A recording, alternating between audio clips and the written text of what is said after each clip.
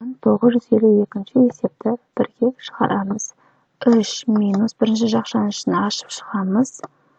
Жақшаның алдында теріс сан болғандықтан жақша үстіндегі таңба өзгереді. Ұқсас мүшелерді теңдіктің бір жағына, яғни айнымалысы барларды айнымалысы жоқ бос мүшел теңсіздіктің екінші жағына жинаймыз. 3 пен 2 ұқсас мүше бар, мұнда 5 плюс 5, мұнда минус 5 болып өтеді. Минус 3u, 2 теріс сан қосылып кетеді, мұнда азайтылғанда 3 болады. Коэффициентіміз теріс сан болғандықтан теңсіздік белгісі қарама-қарсы бағытқа өзгереді. 3-ті минус 3-ке бөлгенімде минус 1 болады. Минус 1 қатаң, кірмейді. Ол кіші болса әрдайым бізде минус шексіздікке барады. Сонда жауабы минус шексіздіктен минус 1-ге дейінгі аралық. Екінші жақшандағы ашып шығамыз. 5u плюс 10 плюс 14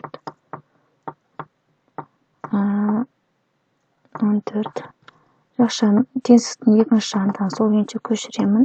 Ұқсас мүшелерді біріктірем. 5u минус u, мұнда плюс u болып өтеді.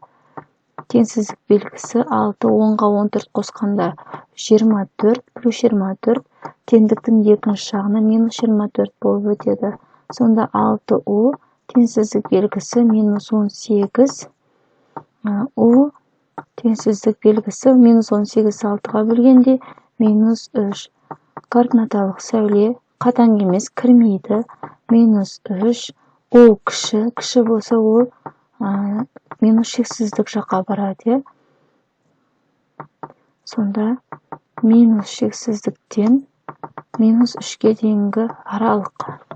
Үшінші 4-тен 1, бұл бізде 4-тен 3 плюс 8u, 4-тен 1 8-ге көбейткенде жаңағы 8 4-ке бөлем, сонда плюс 2u. Теңсіздік белгісі, мұнда қойылмай кетті. Теңсіздік белгісі 6,125 плюс u. Теңсіздіктің екінші жағындағы таңба сандар бізде ондық бөлшек болғандықтан, біз жай бөлшекті ондық бөлшекке айналдырып алсақ ыңғайлы болады. Сонда 3-ті 4-ке бөлгенде 0,175. Мынау 4-тен 3 бізде 0,175-ті береді.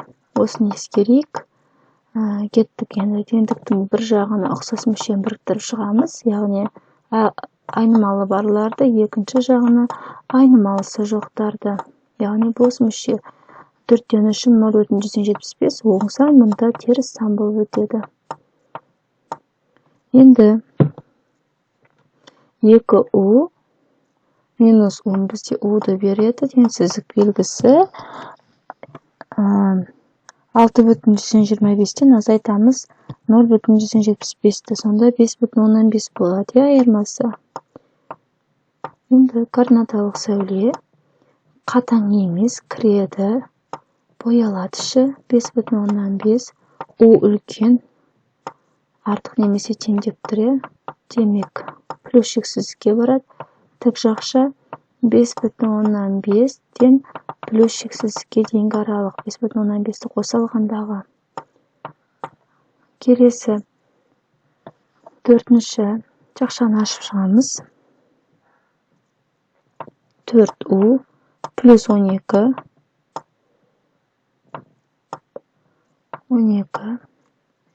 теңсіздік белгісі 3u плюс 6. Ұқсас мүшені біріктіремін.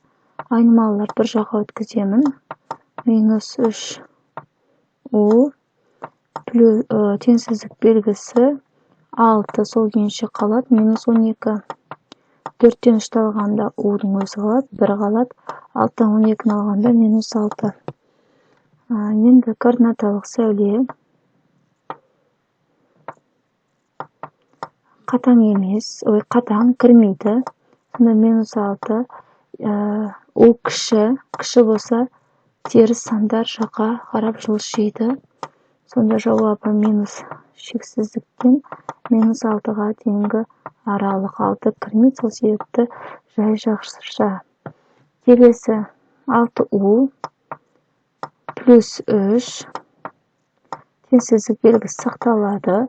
5u жақшаны ашып шығам, минус 5. Ұқсас мүшені біріктірем, яғни 6u минус 5u минус 5 қалды, плюс 3 минус 3 болып өтеді. Сонда мұнда o қалды.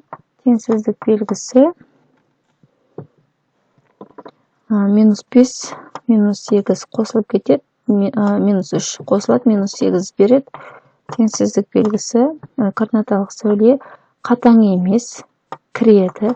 Минус 8 ол үлкен, ізделін санымыз үлкен, яғни ол үлкен болса, бізде плюс шексізге қарай барады.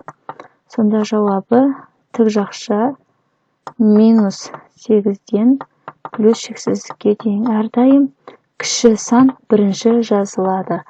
Келесі 5 пен 5 қысқарып кетеді. Мұнда көбейткенде сонда 3 қалды. 3u минус 5-тен 3-ті 3-тен 2-ге көбейткенде мұндағы 3 пен мұна 3 қысқарады, 5-тен 2 қалады. 2-ге көбейтергенде 0,2 былай ғой. 5-тен 3 көбейту 3-тен 2 номинал қысқарады, сонда 5-тен 2 қалады. 5-тен 2-ні ондық бөлшекке айналдыратын болсақ, алымында бөлімде 2-ге көбейтіп жіберем, сонда 0,4. Осыдан шықты, 0,4 u плюс 7,6. Ұқсас мүшені біріктірем. 3u